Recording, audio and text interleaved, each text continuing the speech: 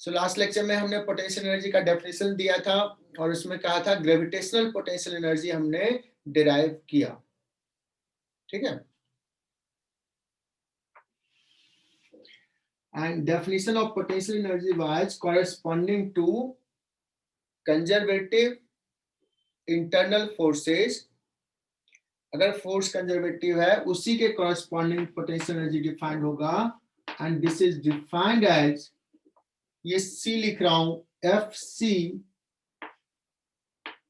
Dot D R या D S, जो भी लिखना, negative of work done by conservative force. This is definition.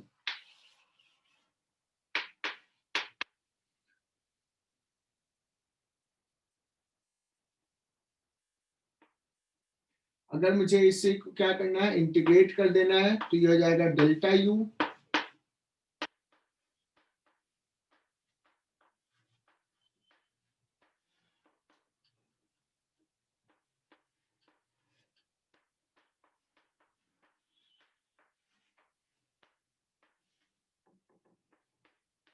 Delta U का मतलब होता है यूएफ माइनस यूआई।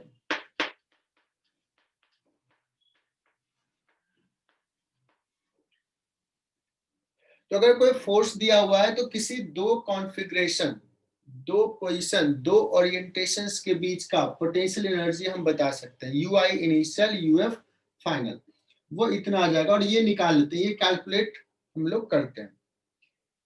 यहाँ पे बताइए डिफरेंस पता होता है बच्चों, एक्चुअली यूआई क्या है ये नहीं पता होता है, यूएफ क्या है ये नहीं पता होता है। We know the difference.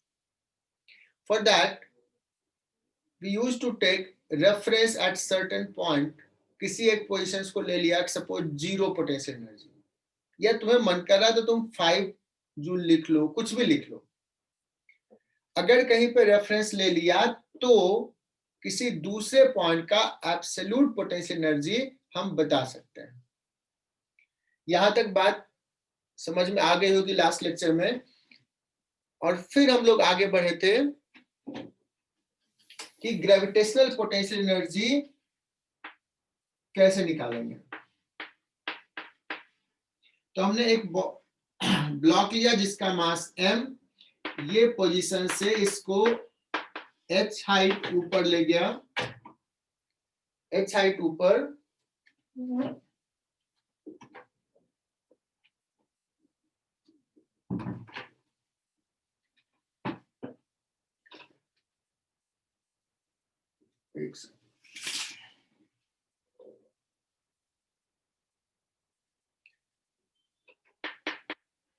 तो इसमें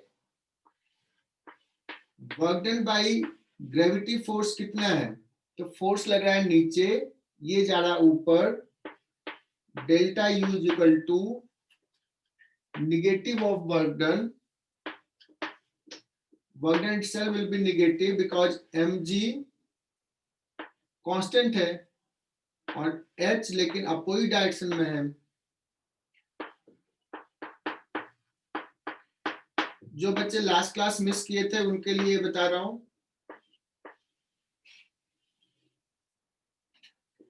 ये हो गया इनिशियल पोजीशन, ये हो गया फाइनल पोजीशन।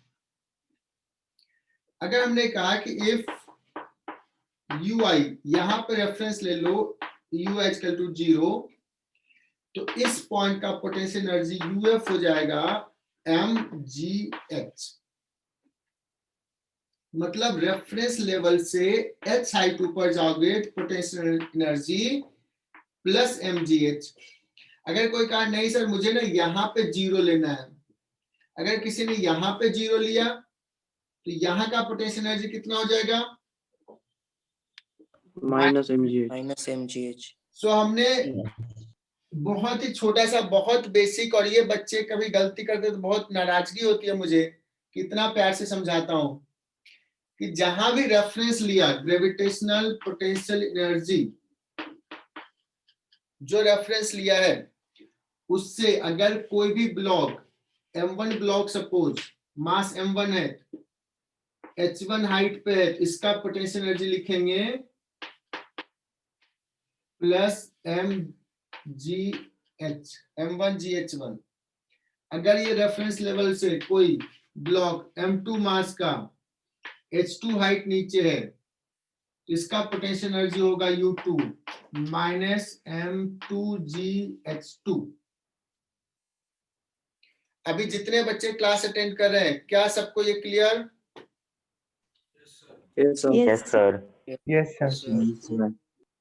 ठीक है, उसके बाद एक दो सम्स लिए थे जिसकी जरूरत आगे के सम्स में पड़ेगी, तो ये 100% क्लियर होना चाहिए बच्चों, 100%। हमने 3 सवाल डिस्कस किए थे सर। हाँ, 2-3 सवाल डिस्कस किए थे। और एक और चीज मुझे क्या दिख रहा है कि बच्चे ना रिवाइज नहीं करते हैं क्लास। सर आप वो पिछले लेक्चर की वीडियो कब भेजोगे? पिछले लेक्चर का भेजेंगे? लेक्चर का वीडियो सर वो वर्क एनर्जी पावर का। इसने सवाल पूछा कि सर अगर हम बॉल को ऊपर सॉरी इसने सवाल पूछा कि सर हम du equal to minus FC dot dr क्यों डिफाइन करते हैं, निगेटिव क्यों करते हैं, व्हाई नॉट पॉजिटिव। ठीक है, तो समझाता हूं यहाँ पे। मान लो एक बॉल को हमने v0 वेलोसिटी से थ्रो किया और इसका काइनेटिक एनर्जी घट रहा है। काइनेटिक एनर्जी क्या आ रहा है? घट रहा है। तो लग रहा है कि एनर्जी का लॉस हो रहा है, बट वास्तविकता में लॉस नहीं हुआ, ये फिर जब वापस आया तो मुझे मिल गया। समझ में आया? मतलब इसी को हमने समझाया था कि ये एनर्जी किसी अदर फॉर्म में स्टोर हुआ है। तो जो काइनेटिक एनर्जी घट रहा है, डिक्रीज हो रहा है, वो किसी अदर फॉर्म में स्टोर रहा है, मतलब उस फॉर्म में एनर्जी बढ़ रहा होगा। समझा क्या? हाँ सर। उसी को हमने कहा पोटेंशियल एनर्जी, किसका काइनेटिक एनर्जी जो घट रहा है वो पोटेंशियल एनर्जी में जा रहा है। तो पोटेंशियल एनर्जी किसके कॉरस्पॉन्डिंग होगा? ग्रेविटी फोर्स के कॉरस्पॉन्डिंग हियर। अब देखो अगर हम वर्क के कॉरस्पॉन्डिंग देखें तो ये ऊपर जा रहा है और mg क्या कर रहा है? नीचे फोर्स लगा रहा है और वो निगेटिव वर्क कर रहा है। mg is doing negative work, और कहते हैं अगर निगेटिव कर रहा है वर्क तो वो चीज स्टोर हो रहा है, वो बढ़ रहा है। जब फोर्स निगेटिव वर्क कर रहा है तो वो पोटेंशियल एनर्जी बढ़ रहा है, या काइनेटिक एनर्जी कहीं घट रहा है। उल्टा हो रहा है ना, when force is doing negative तो वो एनर्जी जिसके बारे में कह रहे हैं, जिस फॉर्म में स्टोर हुआ वो इंक्रीज हो रहा है, दैट्स व्हाई हम निगेटिव ऑफ वर्क डन कर रहे हैं। क्लियर हुआ? और जब यहाँ पे गया, जब वापस आ रहा तो देखो ये वापस आ रहा तो ये पॉजिटिव वर्क कर रहा है, पोटेंशियल एनर्जी घट रहा है। ठीक है, क्लियर ये यस सर। कि नहीं क्लियर? Yes, sir. तो पिछले सर, क्लास आपने में बताया। लॉर्ड का बता दिया था डायरेक्टली कि पोटेंशियल एनर्जी कितना होगा, इसका यूनिफॉर्मली डिस्ट्रीब्यूटेड है। तो हमने कहा कि मास यहां भी है, यहां भी है, तो इसका पोटेंशियल एनर्जी क्या लूं? अगर ये हाइट सपोज h है, रॉड का लेंथ h है, या L यूज किया था तो L ले लेता हूं। मास टोटल m है तो mg, और इसका हाइट क्या था? इस पूरे रॉड को एक पॉइंट पे कॉन्सेंट्रेटेड अगर मानना है तो वो इसका मिड पॉइंट होगा। इसी को बाद में हम पढ़ेंगे सेंटर ऑफ मास। शॉर्ट में मैंने ऐसे लिख दिया था, ठीक है ना, जहां पे पोटेंशियल एनर्जी 0 यहां पे ले रहा हूं। इसको डिराइव कर लेते हैं कि क्यों ऐसा लिखा। तुम कहोगे सर क्यों ऐसा लिख लें? Okay, so let's derive it. और पहली बार कैलकुलस में नहीं, स्प्रिंग का वर्क डन भी निकालते समय शायद हमने स्प्रिंग का वर्क डन निकाला है ना, कैलकुलस का यूज हाँ किया। सर, निकाला। तो वैसे हाँ सर, यहाँ भी क्या करते हैं? कैलकुलस का यूज करते हैं। कहोगे सर क्यों कैलकुलस का यूज कर रहे हो? बिकॉज देखो ये एलिमेंट का अलग पोटेंशियल एनर्जी, इसका अलग, इसका अलग, इसका अलग, इसका अलग। तो एक छोटा सा जनरल एलिमेंट लेते हैं। सपोज यहां से y डिस्टेंस पे dy थिकनेस का, dy is very small, so this is point mass. इस एलिमेंट का पोटेंशियल एनर्जी लिखते हैं, और ऐसे ऐसे एलिमेंट से ये पूरा रॉड बना है, तो टोटल पोटेंशियल एनर्जी के लिए क्या करेंगे, उसको इंटीग्रेट कर देंगे, बिकॉज इंटीग्रेट का मतलब सम करना, ऐड करना, मुझे ऐड ही करना था। बात क्लियर ना अंकित?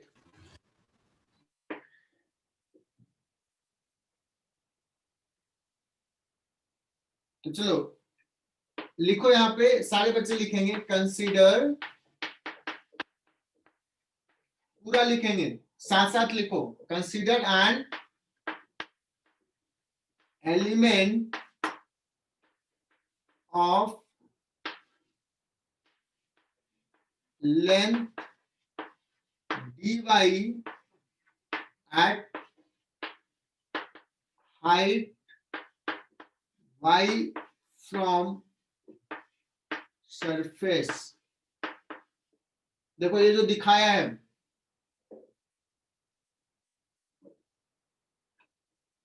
हमारा मेन टारगेट है इसका पोटेंशियल एनर्जी लिखना। तो इसका पोटेंशियल एनर्जी अगर हम du लिखेंगे इस एलिमेंट का, तो इसका चाहिए तो dm g into height y, ये लिखना है, तो मुझे चाहिए dm। So how will you find dm?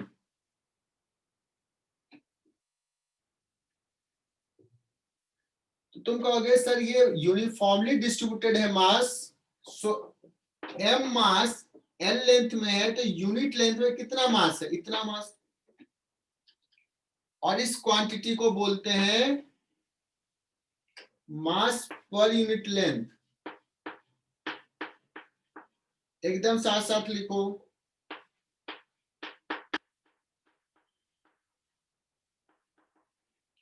और मास पर यूनिट लेंथ को ही बोलते हैं लीनियर मास डेंसिटी।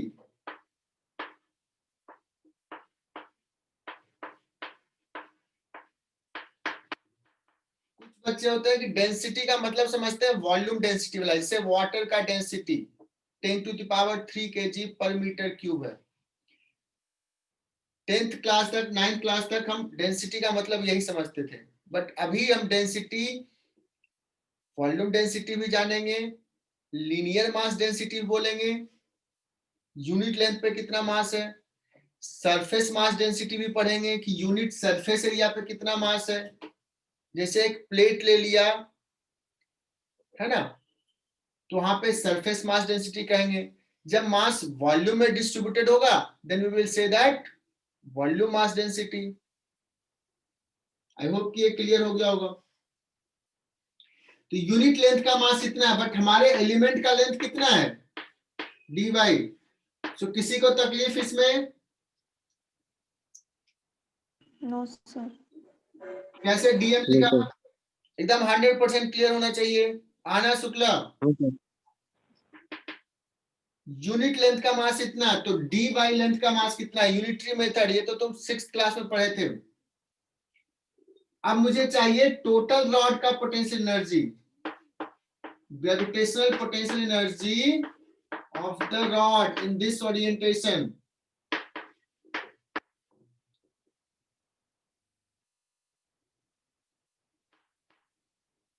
क्या करेंगे, du का इंटीग्रेशन, सबको ऐड कर देंगे, that means dm g y का इंटीग्रेशन। क्या y को बाहर ले सकते हैं इंटीग्रेशन से? y को बाहर नहीं ले सकते हैं, बिकॉज y वेरिएबल है। dm जी को को ले बाहर सकते सकते हैं नहीं, dm वेरिएबल है, चेंज हो रहा है, g कांस्टेंट है, g को बाहर ले सकते हैं। तो dm को जो अभी हमने लिखा उसके टर्म में लिख लो, m/l g y dy, थोड़ा अरेंज करके लिख लिया। अब जो कांस्टेंट है उसको बाहर ले लो और लिमिट पुट करते हैं। हमारा एलिमेंट कहां से स्टार्ट हो रहा है, हमारा रॉड, पहला एलिमेंट होगा y इक्वल टू 0 पे, 0 लास्ट से एलिमेंट होगा y इक्वल टू l पे। So will put limit 0 to l। देखो इतना प्यार से समझा रहा हूँ, स्लोली समझा रहा हूँ।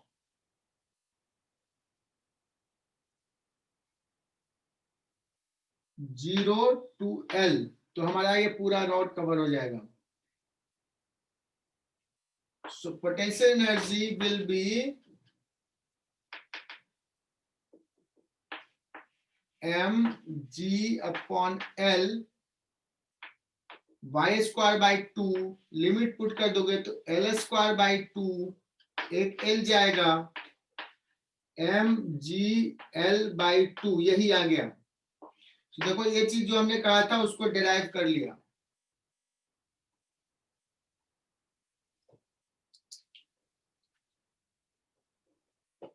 कर लिया ना डिराइव?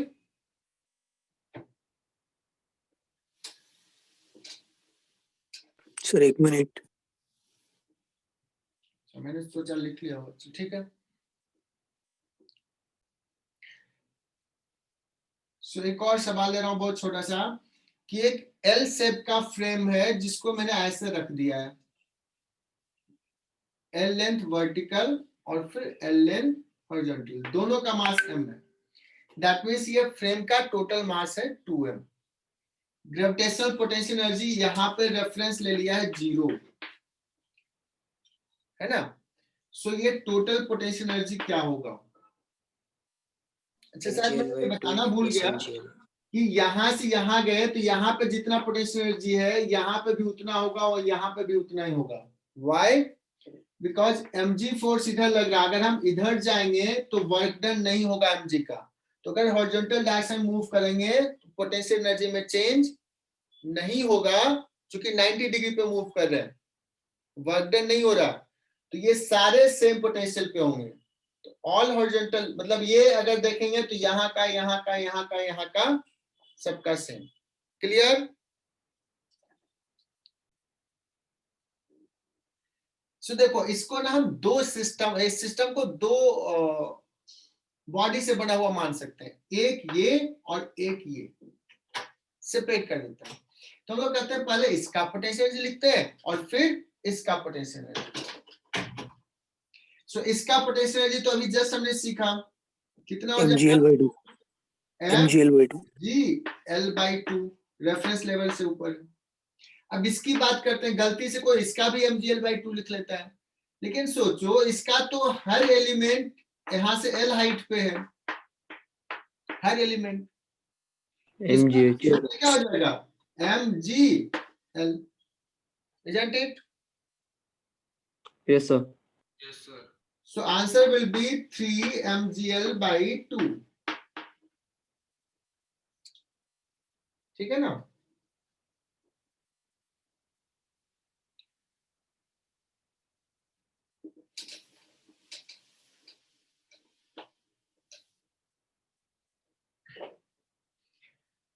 और ये भी हमने एब्सोल्यूट पोटेंशियल एनर्जी बताया, और मैंने लास्ट क्लास में शायद बताया था कि एब्सोल्यूट पोटेंशियल एनर्जी जो बता रहे हैं वो डिपेंड करता है कि रेफरेंस हमने कहाँ लिया है। लेकिन अगर दो कॉन्फ़िगरेशन के बीच का डिफरेंस निकालना है तो that will be independent of the reference. वो कुछ कहीं भी रेफरेंस लिए, अलग बच्चा कहीं और, किसी ने यहाँ पे रेफरेंस लिया, किसी ने यहाँ पे रेफरेंस लिया, तो डिफरेंस जो आएगा दो कॉन्फ़िगरेशंस का, that will remain constant, that will remain same. Sir इसमें अगर हम वो हॉरिजॉन्टल ऊपर एल डिस्टेंस एल हाइट पर रेफरेंस लेते तो आंसर अलग आता है ना? आंसर अलग आता है, एब्सोल्यूट पोटेंशियल एनर्जी अलग आता है।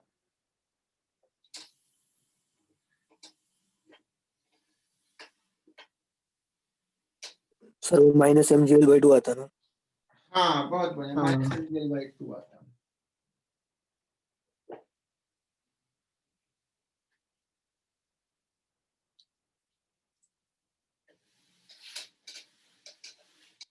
लेकिन अगर यहाँ मैं पूछा तो सवाल कर ही देता हूं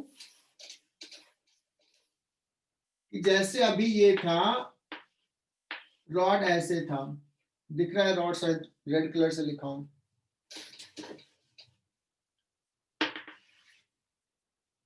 अब क्या किया, इसका पोटेंशियल अभी लिखने के लिए कहा, कुछ तुमने लिखा, किसी ने यहाँ रेफरेंस लेकर लिखा, किसी ने यहाँ लिखा, दोनों का आंसर अलग होगा।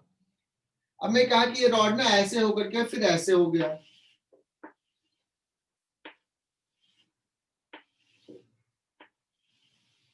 ऐसे हो गया रॉड, हो जाएगा ना, इसको ऐसे छोड़ दोगे तो नीचे आ जाएगा। अब ऐसे आ गया, अब मैं कहूंगा बताओ पोटेंशियल एनर्जी। इस सिचुएशंस को मैं U1 बोल रहा हूँ, इस सिचुएशंस को U2 बोल रहा हूँ, मैं पूछूंगा बताओ U2 माइनस U1 क्या होगा। सर वो थीटा क्या है? क्या है? सो एंगल क्या बन रहा है टीचर? एंगल क्या बन रहा है सर? अरे ये रॉड है तो ये 90 डिग्री है, तो ये भी 90 ही रहेगा ना, 45 ये 90 रहेगा तो ये 45 हो जाएगा। साइड के तो भी 45 रहेंगे ना सर। एल शेप रॉड है, एल शेप का रॉड है, ऐसे रॉड ले लिया, ऐसे रॉड ले लिया, फिक्स्ड है। तो यही रॉड ऐसे आया, यही रॉड ऐसे हो गया। अब इसमें U2 लिखोगे, अब जो U2 माइनस U1 है that will be independent of reference. किसी ने यहां 0 लेके सॉल्व किया तब भी वही आंसर आएगा, किसी ने यहां 0 लेके सॉल्व किया तब भी वही आंसर आएगा। दोनों का U2 अलग आएगा, दोनों का U1 अलग आएगा, लेकिन U2 माइनस U1 सेम आएगा। क्या ये कॉन्सेप्ट क्लियर या डाउट है अभी? Clear sir. Clear. Clear sir. ठीक है। Clear sir. 2 mgh. A block will reach here, what is change in potential energy?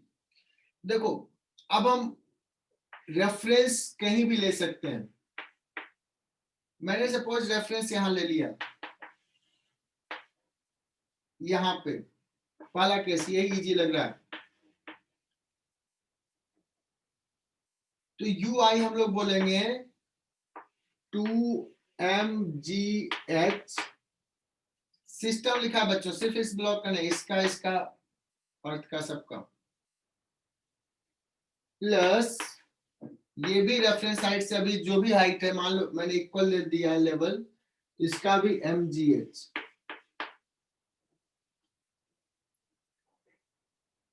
अब when this will reach here, this will go up, मुझे पता, और ये डिस्टेंस h से ही ऊपर जाएगा, इसका पोटेंशियल एनर्जी UF में आ जाएगा 0, और इसका आ जाएगा 2mg इंटू 2h। सही लिखा क्या? हाँ sir. Yes so UF minus UI निकालना है, तो देखो दिस माइनस दिस करोगे तो ये आ जाएगा माइनस mgh। किसी ने अगर रेफरेंस यहां लेता तो भी आंसर वही आता। उस केस में इनिशियल पोटेंशियल एनर्जी लिखता minus mg 2mg into L, minus mg into L, इसका बाद में लिखता minus mg into L plus H, है ना? तो आंसर्स विल बी सेम, ये वाला टर्म सेम आता। अब एक थोड़ा सा टफ सवाल, थोड़ा सा टफ, हालांकि नहीं भी कराऊंगा तो चलेगा, बट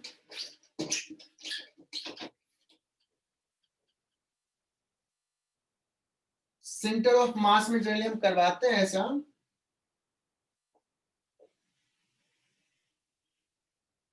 बच्चों एक रिंग है ऐसा,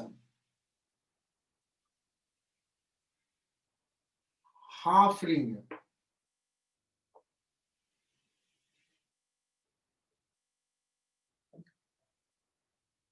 और इसका मुझे पोटेंशियल एनर्जी निकालना है।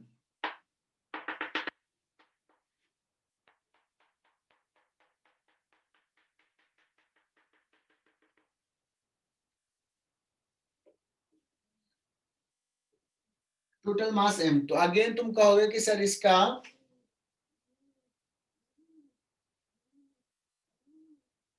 पोटेंशियल एनर्जी कैसे निकालें, कुछ मास यहाँ यहाँ अलग अलग पॉइंट का अलग अलग है, और रेफरेंस ले रहा हूं मैं यहाँ पे gravitational potential energy is equal to 0। अगर तुम यहां सीखे तो ये सेंटर ऑफ मास के चैप्टर में तुम्हें आसानी होगी।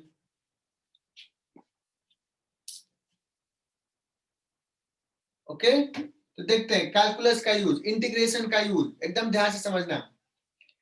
देखो इस केस में देखो ये सर्कल पे मास है, तो ऐसे में मैं एलिमेंट कैसे कंसीडर करता हूं वो देखना। We will consider a general element at angle theta.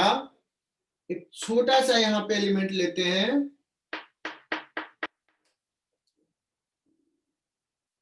आज ये सीख लिया मतलब कुछ सीखा है। और ये एंगल है बहुत छोटा डी थीटा, ये छोटा सा एंगल।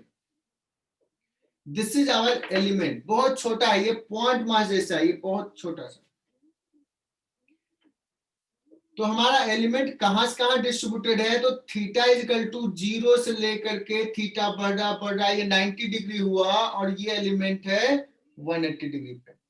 जब हम इंटीग्रेट करेंगे तो limit we will put 0 to circumference का आधा। 0 टू 180 डिग्री। अगर मान लो हमारा ये क्वार्टर रिंग होता तो लिमिट हम कहां से कहां पुट करते, 0 टू 90 डिग्री। जैसा एलिमेंट रहेगा वैसा। तो इस केस में अगर सर्कल पे है तो हम ऐसे एलिमेंट लेते हैं, यहां से थीटा एंगल पे डी थीटा का। अब बताना, अगर टोटल मास m है बच्चों इसका, तो लीनियर मास डेंसिटी को जनरली मैं लैम्डा से डिनोट करता हूं, मतलब किया जाता है।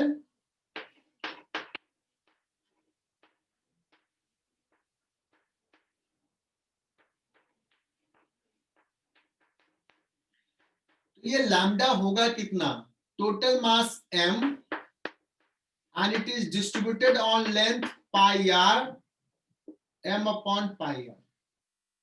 मुझे तो इस एलिमेंट का मास चाहिए dm। What is length of this element, कोई बताएगा क्या, ये आर्क लेंथ कितना है, is it r d theta? Arc by r is equal to d theta. हाँ, थीटा इज इक्वल टू होता था l upon r, arc length is equal to r into theta. ये हमने पहला लेक्चर में पढ़ाया था। तो ये सबको समझ में आ गया होगा। Yes sir. m by pi r into r d theta। हाँ, तो dm हो जाएगा linear mass density, unit length का mass into length of the element. Physics कितना आसान है यार, कुछ है इसमें। Lambda m upon pi r into r d theta. So ये r और r cancel, m upon pi d theta. ये क्या हो गया, dm। बट मुझे एक्चुअली क्या चाहिए, इसका पोटेंशियल एनर्जी चाहिए। So we need du। du हो जाता है dm g into h, reference level से हाइट। कितना हाइट है अभिराज, बताना। रेफरेंस लेवल से हाइट r लिखूं कि r cos थीटा लिखूं कि r sin थीटा लिखूं? Cos theta. Sine theta. cos theta ये होता है साक्षी, R हाँ। sin sin theta। theta आएगा sir. Sin theta sir. Sine theta है। sin theta. बहुत बढ़िया। ये तो इस एलिमेंट का पोटेंशियल एनर्जी हुआ, मुझे तो ये पूरे रिंग का पोटेंशियल एनर्जी चाहिए। क्या करूं अब, इंटीग्रेट इंटीग्रेट। इंटीग्रेट कर दूं, Integrate. इंटीग्रेट। तो du का integration u is equal to dm का वैल्यू यहां से पुट कर देते हैं, m अपॉन पाई, है ना। d थीटा बाद में लिखूंगा, पहले g लिख लेता हूं, g r साइन थीटा, थोड़ा अरेंज कर लिया, d थीटा को लास्ट में लिख दिया, चलेगा ना। क्या क्या कांस्टेंट है, yes sir. Yes. m by pi constant, g constant, G r R। Constant, integration से बाहर। और पहले तो लिमिट बता दो, 0 टू 180 डिग्री। पाई, मतलब या 180 डिग्री लिखो, बट मोस्टली अब ट्राई करो पाई में लिखने का, है ना। पाई। गुड। अब इसको बाहर ले लो बच्चों, अब देखो इंटीग्रेशन ये आता है कि नहीं, खुश हो जाओ आता है तो। माइनस cos थीटा क्या बात है, m by Minus cos sorry mgr upon pi, और साइन थीटा का इंटीग्रेशन बताया minus cos theta, limit is 0 to pi. mgr, ये माइनस साइन बाहर ले लेता हूं अपॉन पाई, माइनस साइन बाहर ले लिया, और cos upper limit cos pi minus cos 0, 0 cos 0 पाई होता है बच्चों -1, माइनस कॉस 0 होता है 1, हो जाएगा 1 -2, ये -2 हो जाएगा। तो m 2 mgr by pi 2 mgr by r pi upon pi क्या हो जाएगा, ये हो गया पोटेंशियल एनर्जी। आया समझ में ये बात? yes sir yes sir. तो एकदम अच्छे से लिख लो तो इसको मन से, और आज ही अभी जो हाफ रिंग पढ़ाई है सेंटर ऑफ मास में फिर से बताऊंगा। और अभी किसी ने कहा सर आपने इसको ना mg into 2r by pi क्यों लिखा, 2mgr बाई पाई क्यों नहीं लिखा? तो हमने समझाया कि देखो हमने पोटेंशियल एनर्जी लिखने का फॉर्मेट क्या है, mgh, तो h के जगह पे कितना आ रहा है बच्चों, 2r बाई पाई। इसी को सेंटर ऑफ मास में पढ़ेंगे कि अगर ये रिंग को एक पॉइंट मास मानो, हाफ रिंग को क्या मानो, एक पॉइंट मास, point mass तो उस पॉइंट मास को हम कहां रखा हुआ मान सकते हैं, यहां से कितना डिस्टेंस पे, 2r by pi 2r by pi आया ना? जैसे रॉड में समझाया था कि रॉड को अगर एक पॉइंट मास मानो तो उसको कहां मानोगे, यहां मानोगे कि यहां की यहां, तो तुमने सबने कहा सर मिड पॉइंट पे।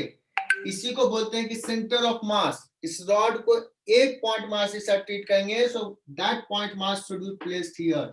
सो इन दिस केस इसमें कितना प्लेस करेंगे, 2r by pi, r by 2 नहीं।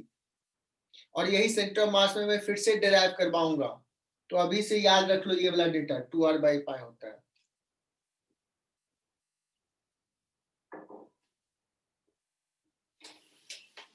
पर जिसको नहीं समझ में आया डोंट वरी, वहां पे हम समझाएंगे फिर से। ये सिर्फ सेमी सर्कल में ही होता है ना? हाँ सेमी सर्कल में।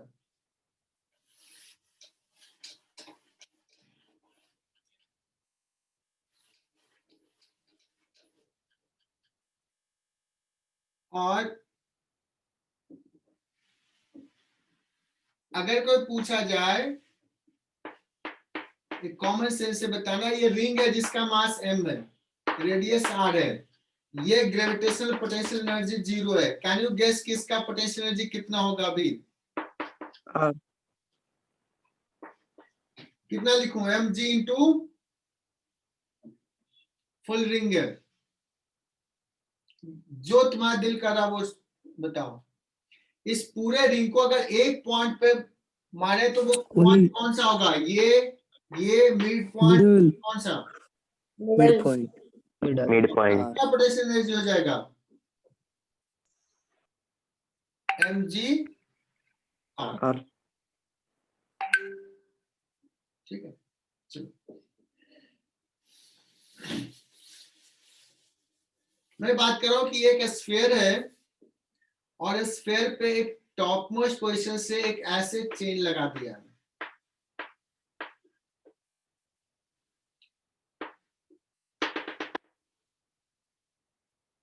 इतना बड़ा चेन, और इसका लेंथ जो है चेन का वो है L, और मास है इसका m, और ये पॉइंट सेंटर पॉइंट को लेते हैं ग्रेविटेशनल पोटेंशियल एनर्जी 0। पूछूंगा इस चेन का पोटेंशियल एनर्जी बताओ।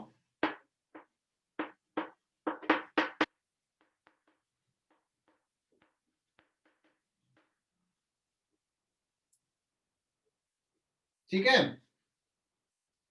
तो यहां भी एलिमेंट हम जैसे पिछले सवाल में किए थे एग्जैक्टली वैसा ही करना पड़ेगा।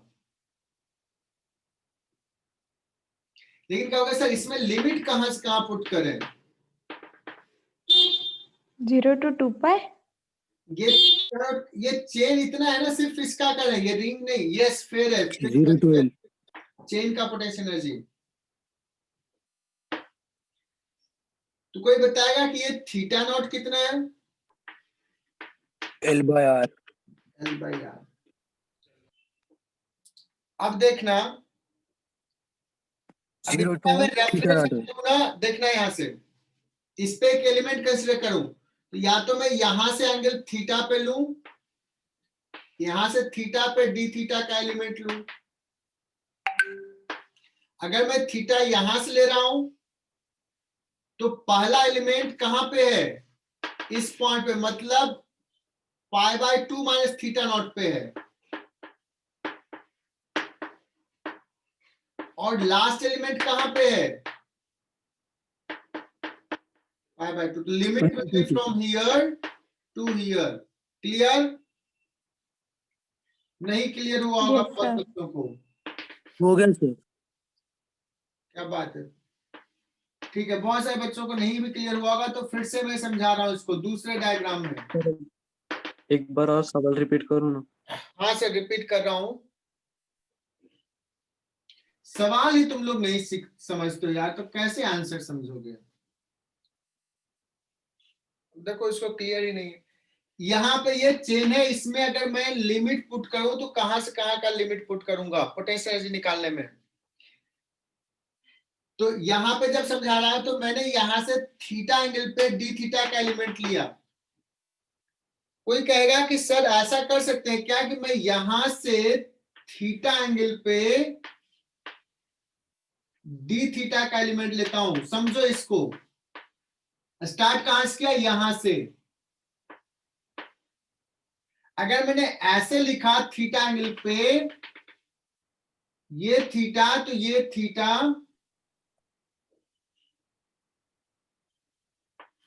ये जो हाइट आ जाएगा इस केस में, ये जो हाइट आ जाएगा वो हो जाएगा Theta naught to π/2.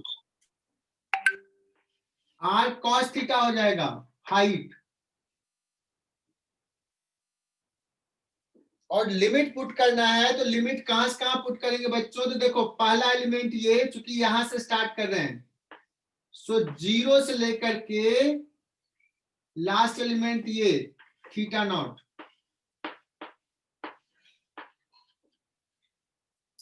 थोड़ा मोड़ा चमका या सब ऊपर से निकल? चलो, अब मुझे इसमें एक एलिमेंट कंसीडर करना है। ठीक है, एलिमेंट कंसीडर करना है। और मैं सिखा रहा हूं, इसको सीखने की चीज है। क्लास सिलेबस आगे नहीं बढ़ रहा है, यू आर लर्निंग हियर। तो जैसे हमने क्या करता है, ऐसे सर्कल पे है तो कहीं से लेते हैं कि थीटा एंगल पे डी थीटा का।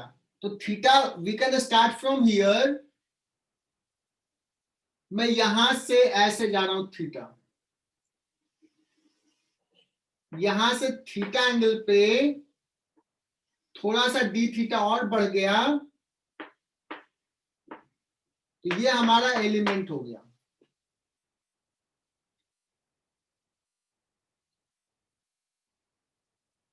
हाँ सर। अब इसमें अगर हमें पूरा जब इंटीग्रेट करेंगे तो लिमिट कहां से पुट करेंगे, क्या पुट करेंगे? तो पहला एलिमेंट ये वाला है, थीटा 0, बढ़ रहे हैं बढ़ रहे हैं बढ़ रहे हैं बढ़ रहे हैं। और लास्ट एलिमेंट ये थीटा नॉट।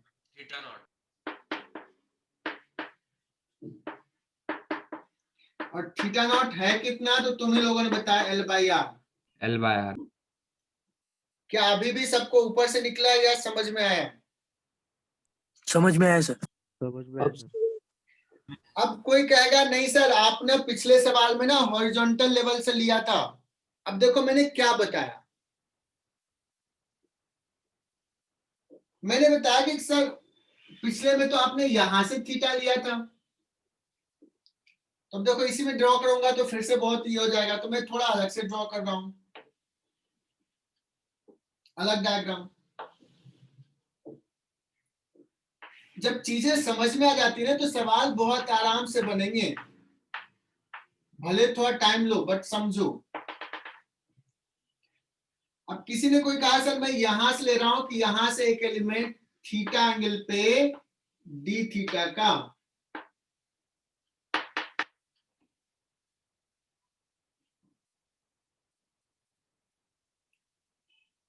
और ये पूरा एंगल है थीटा नॉट। तो यहां पे लिमिट क्या पुट करूंगा?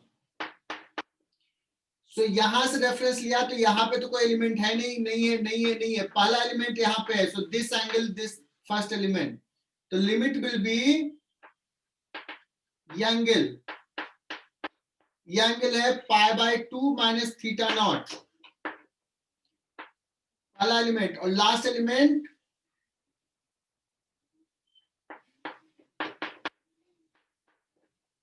यहां पे, क्योंकि यहां से एंगल मेजर कर रहे हैं। क्या लिमिट का कॉन्सेप्ट क्लियर हुआ? मैंने इतना टाइम दिया, आधे घंटे टाइम दे दिया तुम्हें ये समझाने में। हाँ सर, समझ गया। क्लियर है। ईशान, हाँ सर। मतलब हमारा कोई सिलेबस आगे नहीं बढ़ा है, हम अंडरस्टैंडिंग डेवलप कर रहे हैं, हाउ टू पुट लिमिट।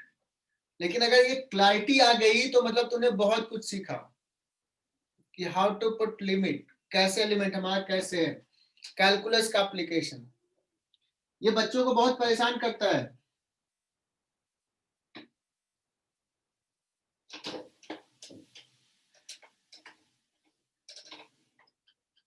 तो अगर मैं इसका पोटेंशियल एनर्जी पूछ दिया तो तुमने स्मार्टली यहां से लिमिट लिया, शायद ये ज्यादा बेटर रहेगा, बिकॉज 0 से थीटा नॉट करेंगे। तो फिर से इसका डीएम लिखने के लिए वही काम करेंगे।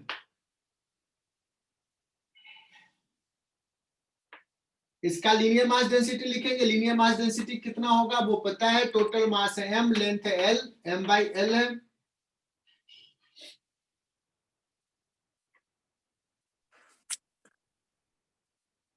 इंटू इसका लेंथ हो जाएगा capital R into D theta. इसका पोटेंशियल एनर्जी, अगर ये थीटा है बच्चों तो ये थीटा है, तो ये वैल्यू हो जाएगा बच्चों R cos थीटा। तो du इक्वल टू यहां पे क्या लिखोगे, m/l into R D theta. ये हो गया dm g इंटू h के जगह पे R cos थीटा, और इसको इंटीग्रेट कर दोगे और लिमिट पुट करोगे theta is equal to 0 to theta not which is l/r। समझ में आया क्या ये सवाल? Yes sir. ये सर। सवाल में ये π/3 भी दे सकता हूं। तो चलो, इस पे हमने बहुत सारा टाइम स्पेंड कर दिया, हालांकि इतनी जरूरत नहीं थी। ये मिटा रहा हूं बच्चों में।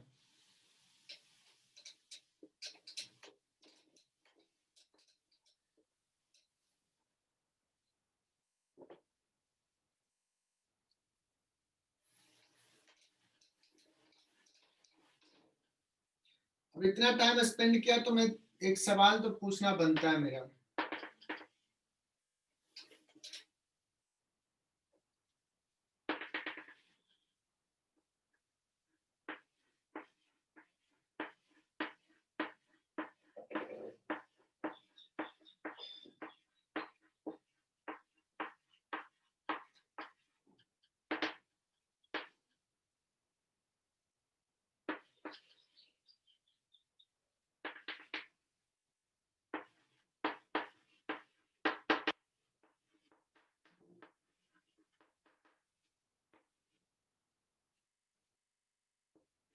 एक चेन है जिसका लेंथ L है, मास M है। देखते हैं ये कितने बच्चे कर पाते हैं। इसमें दिमाग लगाना होगा थोड़ा।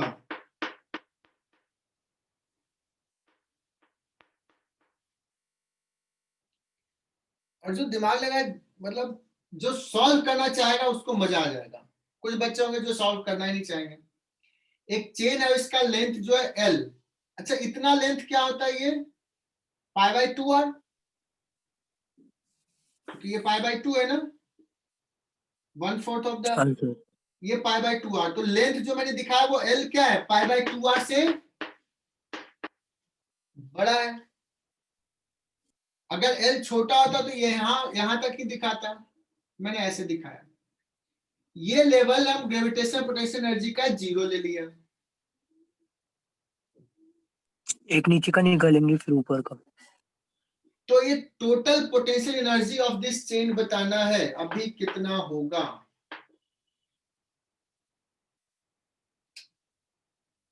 तो ये तुम्हारा होमवर्क रहने देते हैं। सर नीचे बताता हूँ, उसका एक चीज और बताता हूँ, क्योंकि थोड़ा सा टफ होगा। चलो मैं इतने की जगह पे मैं क्या करता हूं, ऐसे ही ले लेता हूं, ये ले लेता हूं, पूरा ऐसे ले लेता हूं। अभी चूंकि इसी का समझाया ना, हालांकि इसका आंसर भी बता सकते हो, बट ये चेन है पूरा ऐसा है, मतलब सर ये ग्रेटर देन पाई है। चलेगा? हाँ Yes, सर। sir. हाँ सर कर लेंगे। इसका बताओ। सर ये पूरे का लेंथ एल है ना? हाँ ये पूरा लेंथ एल है, पूरा लेंथ एल है।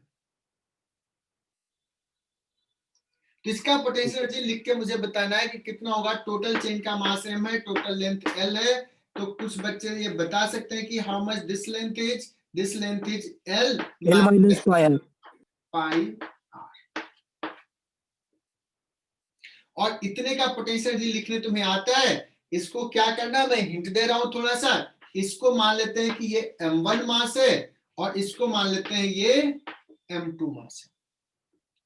तो m1 मास के कॉरस्पॉन्डिंग पहले का एनर्जी होगा और m2 मास के कारण कितना होगा।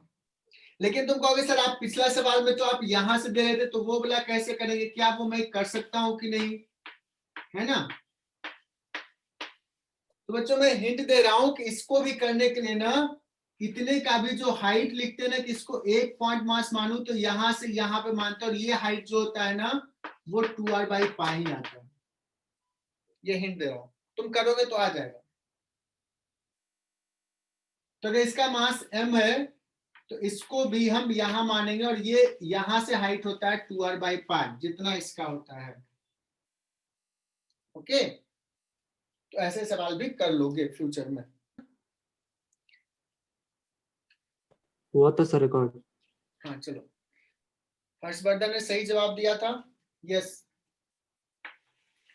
बच्चों स्प्रिंग के कॉरस्पॉन्डिंग भी पोटेंशियल एनर्जी होगा। स्प्रिंग फोर्स भी कंजर्वेटिव फोर्स है। ओके, और ये बहुत फ्रीक्वेंट यूज में आएगा, सो हम लोग जल्दी से इसको समझते हैं और सिलेबस थोड़ा 15 मिनट में आगे बढ़ाते हैं। आज कुछ भी नहीं पढ़ा बच्चों। ये नेचुरल लेंथ में है, और नेचुरल लेंथ से किसी ने इसको पुल किया, अभी डिस्टेंस x पुल कर लिया, और तुम जानते हो, इसको समझ सकते हो, रियलाइज कर सकते हो कि अगर स्प्रिंग इलोंगेटेड है तो उसमें एक वर्क करने की कैपेसिटी है, नेगेटिव 1। उसमें एक एनर्जी स्टोर है, उसमें एक पोटेंशियल एनर्जी स्टोर है। तो वो कितना होगा वो लेते हैं, है ना। और हम रेफरेंस के लिए इस पोजीशंस में पोटेंशियल एनर्जी जो लेंगे, नेचुरल लेंथ में पोटेंशियल एनर्जी लेंगे 0, मतलब नेचुरल लेंथ में तो उसमें कोई नहीं, तुम मान सकते हो उसको 10 जूल मान लो, कोई फर्क नहीं पड़ेगा। तो दूसरे पॉइंट पे 10 जूल ज्यादा होगा, ऐड कर देंगे। चलो, तो क्या करते हैं, स्प्रिंग के कारण पोटेंशियल डिफाइन करते हैं। तो अभी हमने यहाँ पे पुल कर लिया है x, अभी ये स्प्रिंग फोर्स कितना लगा रहा है kx, और इसको फर्दर dx डिस्टेंस ले गए। क्योंकि ये फोर्स कांस्टेंट नहीं है तो हमें वर्क डन के लिए इंटीग्रेट करना पड़ेगा। बट अच्छी बात ये है बच्चों कि हमने तो ऑलरेडी इसका वर्क डन निकाल चुके हैं, तो फिर से निकालो। माइनस हाफ तो डेल्टा यू क्या लिखते हैं, minus negative of work done by conservative force. Directly क्यों टाइम वेस्ट करूं मैं। हाँ सर, निगेटिव ऑफ दिस, तो देखो ये हुआ इनिशियल पोजीशन और ये हुआ फाइनल एक्स डिस्टेंस। तो फाइनल माइनस इनिशियल, इनिशियल को ले लूंगा 0, नेचुरल लेंथ में ये रेफरेंस ले लेते हैं, तो यूएफ हो जाएगा negative of work done by conservative force. सब बच्चे बता रहे हैं सर माइनस हाफ के एक्स स्क्वायर होता है, तो ये माइनस और ये माइनस हो जाएगा प्लस। सो हमें बहुत अच्छा सा वैल्यू आ गया है। यूएफ को सिंपली यू लिख लेता हूं, u इज इक्वल टू आ जाएगा हाफ के x square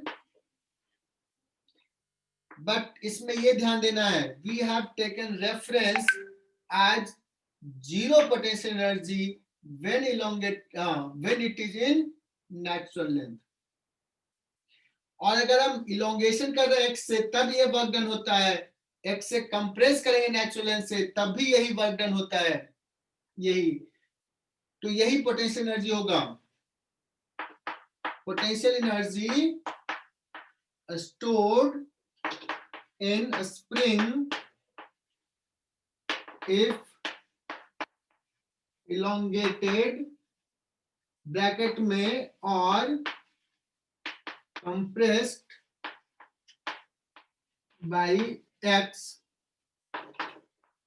from natural length। मैंने थोड़ा फास्ट लिख दिया, नहीं समझ में आया तो बताना।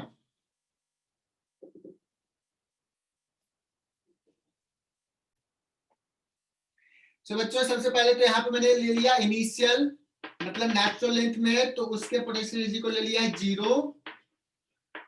मैंने लिख लिया है कि नेचुरल लेंथ में हम पोटेंशियल एनर्जी को जीरो ले रहे हैं एज ए रेफरेंस। तो अगर x इलोंगेटेड है तो उस केस में पोटेंशियल एनर्जी आया हाफ के एक्स स्क्वायर।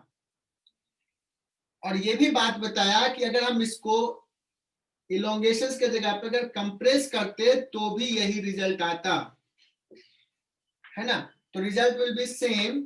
सो मैंने इसको लिख दिया है, this is potential energy stored in A spring if elongated bracket में और compressed by distance x from natural length. और नेचुरल लेंथ में स्प्रिंग के पोटेंशियल एनर्जी को जीरो लिया है।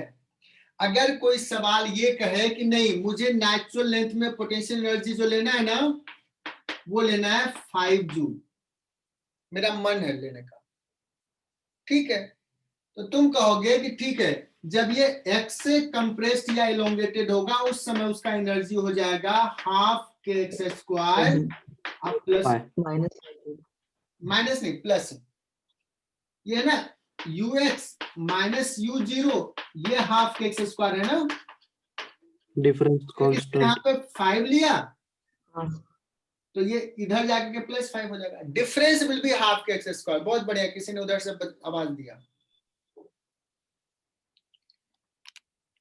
तो ये कॉन्सेप्ट क्लियर।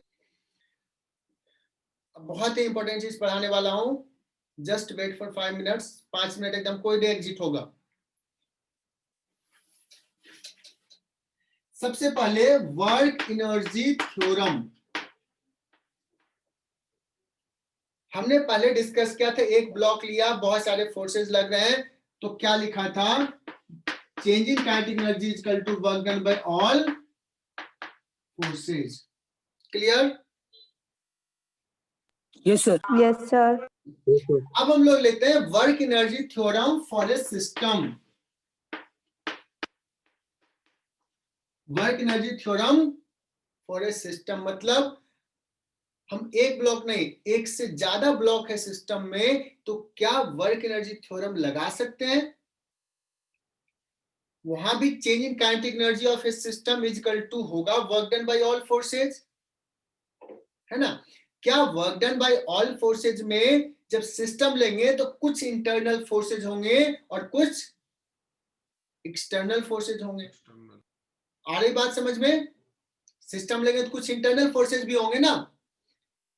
हाँ सर। तो सबसे पहला कि वर्क एनर्जी थ्योरम क्या सिस्टम के लिए वैलिड है, तो कहेंगे yes, work energy theorem you can apply for system also. So delta K is equal to work done by all forces में work done by all external forces plus work done by all internal forces, ये भी लेना होगा। मतलब internal forces को भी consider करना होगा, उसके वर्क डन को भी काउंट करना होगा। समझ में आ रही बात? लेकिन तुम याद करना, जब हम न्यूटन्स लॉ पढ़ा रहे थे उस केस में जब हम सिस्टम ले रहे थे तो मैंने कहा था कि सिस्टम जब लेते हैं तो इंटरनल फोर्सेस को शो नहीं करना होता, इंटरनल फोर्सेस को दिखाने की जरूरत नहीं है। लेकिन यहाँ पे इंटरनल फोर्सेस के वर्क को काउंट करना होगा। Concept clear? Yes sir. अब इंटरनल फोर्सेस जो होंगे बच्चों, जो सारे एक्सटर्नल फोर्सेस वो तो है ही, और इंटरनल फोर्सेस में क्या होगा, कुछ फोर्सेस जो होंगे कंजर्वेटिव फोर्स हो सकता है और कुछ फोर्सेस नॉन कंजर्वेटिव हो सकता है, लाइक फ्रिक्शन, है ना। तो इस इंटरनल फोर्सेस को, ये एक फोर्स नहीं है, बहुत सारे फोर्स हो सकते हैं, ये भी एक नहीं है, बहुत सारे हैं। तो वर्क डन बाय इंटरनल में internal conservative plus work done internal non conservative. ये सिंपली मैं इसको ऐसे लिख लेता हूं, कंजर्वेटिव प्लस नॉन कंजर्वेटिव। ये सी लिखा हूं, कुछ बच्चे इसको ई लिख लेते हैं, c for conservative and c for non conservative. और अगर ये इंटरनल है तो मैं ऊपर में लिख लेता हूं इंटरनल इंटरनल। तो बताओ ये सही है? ये कहां से लिखा बच्चों? वर्क एनर्जी थ्योरम के लिए से लिखा है। This is always true, this is always true. लेकिन अभी अभी हमने वर्क डन बाय कंजर्वेटिव को भी कुछ और डिफाइन किया इन टर्म्स ऑफ पोटेंशियल। कुछ डिफाइन किया है क्या?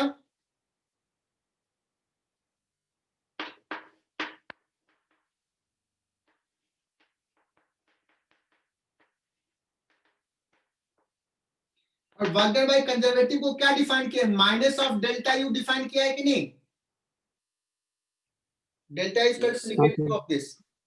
और जब इसको इधर लेके आ जाएंगे तो क्या आ जाएगा? Delta K plus delta U of the system is equal to work done by external plus work done by non conservative. तो वर्क एनर्जी थ्योरम को ही हम इस फॉर्मेट में लिख लिया, कुछ नया चीज नहीं लाया, उसी को थोड़ा डिफरेंट फॉर्मेट में लिखा। यहां तक clear? Yes, sir. Yes, sir. Yes, sir. Yes, sir. अब डेल्टा के का मतलब क्या होता है? Kinetic energy final minus kinetic energy initial. Delta U का मतलब final potential energy minus initial potential energy. और जरूरी नहीं है कि कंजर्वेटिव में एक ही कंजर्वेटिव फोर्स हो, 2-3 भी हो सकते हैं, जितने भी हैं हर किसी का चेंज इन पोटेंशियल एनर्जी लिखेंगे। And this is equal to, साथ साथ तुम लोग लिख रहे होगे, this is equal to work done by external plus work done by non conservative.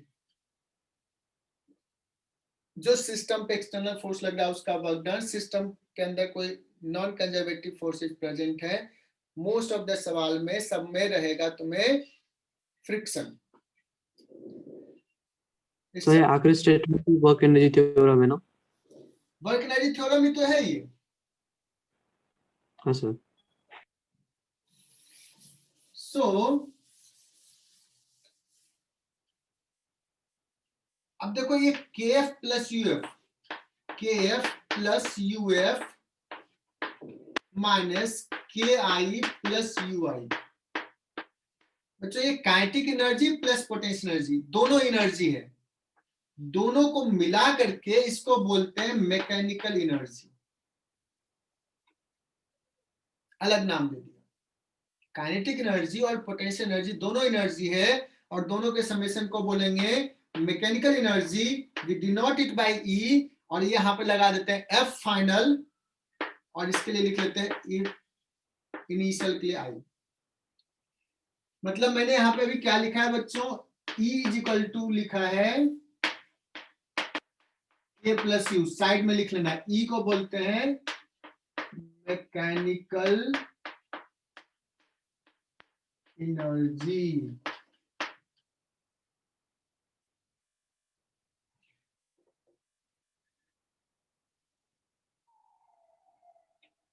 इसको मिटा रहा हूं मैं, जगह नहीं है इसलिए।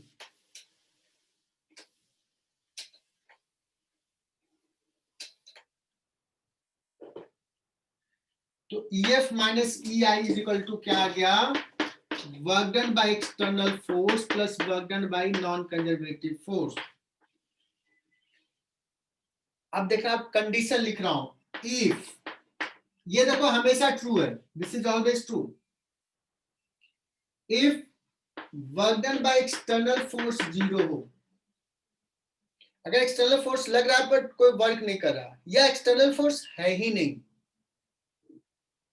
नॉन कंजर्वेटिव फोर्स, या तो नॉन कंजर्वेटिव फोर्सेस प्रेजेंट ही नहीं हो, या अगर प्रेजेंट भी है बट वो वर्क नहीं कर रहा है,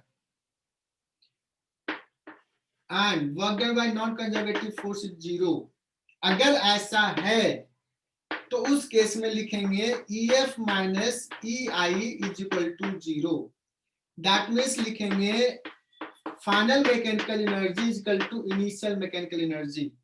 इसी को बोलते हैं बच्चों principle of conservation of mechanical energy.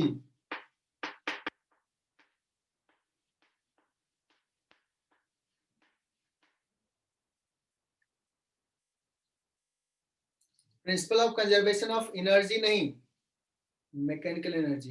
कभी कभी रफली जल्दीबाजी में हम लोग बोलते हैं apply energy conservation, but mechanics में जो हम अप्लाई कर रहे हैं एक्चुअली में मैकेनिकल एनर्जी कंजर्वेशन में अप्लाई करते हैं। क्लियर है? तो हमारा सेंस यही रहेगा।